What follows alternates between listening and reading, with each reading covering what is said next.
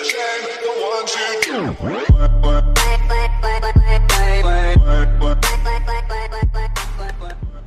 guys, welcome back to Rydeus-The channel, and welcome to video 1 in what we are describing as the Freedom series. In Trinidad and Tobago, the 1st of August is Emancipation Day, and the 31st of August is Independence Day. So every day for the month of August, we're going to be doing a video, and we're calling those videos the Freedom series. What we are attempting to do with those videos is to assist individuals in moving from financial chaos to financial stability, to stabilizing their own financial situation. That's what we'll be doing in the Freedom series. We are going to be attempting to merge universal principles with principles of financial well-being. In today's video, we are going to talk about 3 universal principles: the principle of mentalism, the principle of polarity, and the principle of cause and effect. These are universal principles. Now, the principle of mentalism says this: everything is all mind. Everything exists in the mind. Everything is all thought energy. There's nothing that we can think about that we cannot think about. As if that statement even makes sense. Anything you want to think about, you can think about. Everything exists in the mind, in terms of mental energy. Now, great thinkers of the past said this: whatever the mind can conceive, once you believe, you can achieve. And we don't want to sound cliche, but here's the thing. There's also the principle of polarity. The principle of polarity says everything has its opposite. So we have near, we have far, we have up, we have down, we have wet, we have dry.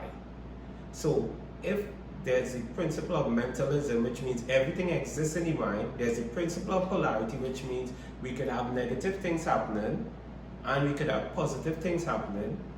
There are ways that we can behave that would cause us to not achieve those things that we want.